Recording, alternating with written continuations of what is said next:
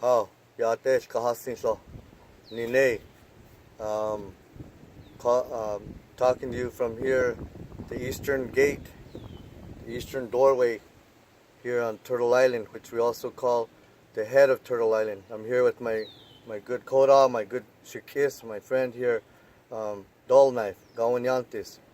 And I want to share some words with you about what we've been doing to bring some knowledge, some medicine about sovereignty and our rights and how we use tribal law and customs, how we use our ceremonies, how we use our connection to the Creator to withstand and endure all that the corporate UCC has been pushed on us.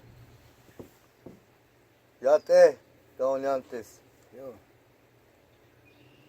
It started with a court case, Myron Clute, back in the 80s, when he asked the judge to cite the authority. These are stories handed down generation upon generation. It's up to you if you catch it. There's a meaning in the story. If you're not paying attention, it'll just go over your head. He asked, it was on hunting and fishing rights. Myron asked the judge to state the authority you're using to hear the case. In other words, what are you using to enforce jurisdiction to hear this case on hunting and fishing? Rather than to answer him, they picked the sheriffs picked them up and took them to the front door and tossed them out the door. The bailiff. Well, no, the sheriffs or the police. Where was this at? In Bombay? No, it was in Oswego. Oswego. Yeah. And he what he was doing was challenging the court's jurisdiction. Yeah, asking, where are you getting this authority to hear this? How can you bring me into this courtroom? Yeah. I'm supposed to be sovereign. Yeah. And we're supposed to have treaties. Rights. We have rights. So rather than to answer him, the answer was, get the hell out of this court. And what was his main basis for challenging the jurisdiction? Hunting and fishing. I mean, but what right is it? How did he establish his right? His standing to say that he had a right to hunt and fish in all across Turtle Island? Well, we were always told we had hunting and fishing rights. So his job was to enforce that as a los Gawenientes, men try to go out and fight for our rights. And then I seen it again in Malone, when a clan mother asked the judge, where are you getting the authority to hear this case? It was a clan mother that asked the judge. And as soon as she asked the question, we're going to take a break. We'll be back tomorrow. In other words, they didn't want to answer. Right. So the next day when we went to court again, they pushed her aside, the clan mother, and they went to her daughter. So they didn't have to answer the question that she brought up. You get me? In other words, they were going around you. Because they didn't want to answer that question. Why do you think they don't want to answer that question? Because it proves they can't answer that question. And that was Public Law 233 and 232. Which was created in 1948. It presumed jurisdiction over native issues. And there was no treaty. If you look in the books, there's no treaty made in 1948 with the Haudenosaunee. A law where all representation of the Haudenosaunee, our federal government, talking to the federal government of the United States, making a treaty of surrender to surrender jurisdiction to establish those two statutes of law, or codes. And it was created by Felix, I think his name is Felix Cohen, I do believe. Felix Cohen. Yeah, well, you need to look that up. There's some history with that name, Cohen. Yeah. Felix Cohen. Yeah, there was another case too. Oh, in the Wounded Knee case. Didn't Felix Cohen do something else, like write a book Yeah. What kind of book was it? This was a book on the Haduis, our knowledge of the masks, our tribal masks. Right. A real thick book. And Good didn't size. didn't one of his ancestors or relatives or somebody Cohen also write what's called the American Indian laws or Jeez, I can't share anything on that because I don't know. I hate to say anything on that. wow. Be interesting to find out. Anyways, in 1948, no, not 1948, in the Wounded Knee case, the federal judge stated, I cannot rule on casus omissus as I cannot enter into a treaty. What he was saying is, Latin, that's the authority of the clan mothers. In other words, he can't supersede that. He doesn't have that authority. That's what he's saying. And then Bangor, Maine, 1993, we had a clan mother stand up in federal court and stated that she was a clan mother. And the federal judge says, do you wish me to step down? In other words, I'm sitting in your chair. That's the way I took it. Everybody was like, holy, that's powerful. The judge asked her. Yeah, asked her, do you wish me to step down? That's what he asked. And she said, no. To me, she should have said, these are my children, and I'm taking them home. They're just doing what I asked them to do. These are my kids, and they're commencing trade and commerce, and I'm here to take them home. That's my opinion, though, but that's not the way it turned out. And that to me sounds like the way it's supposed to be happening.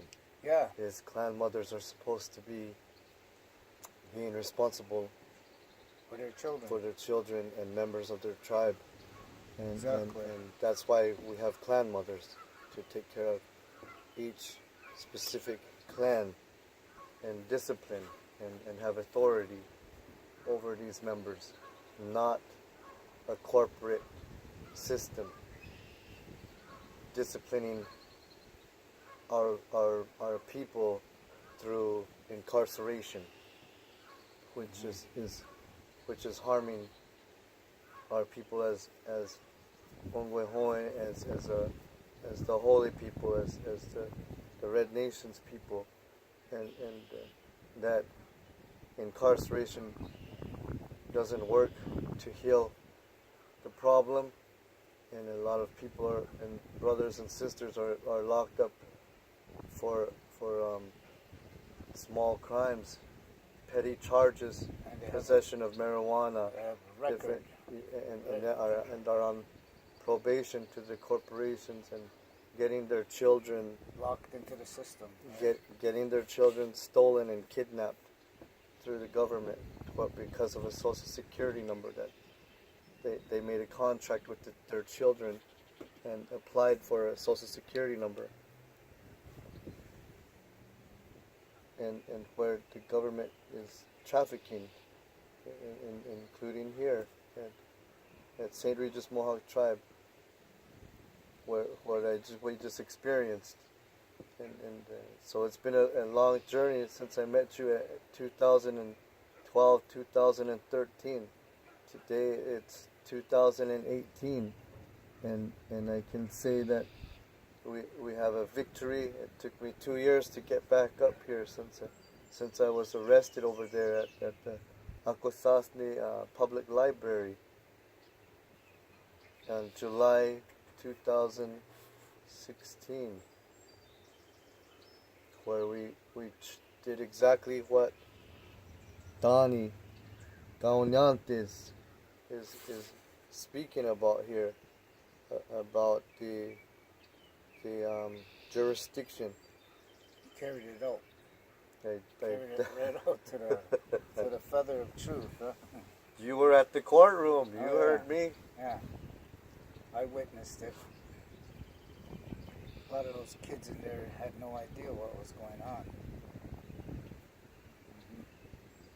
The reaction is they don't want to put it on paper. Huh?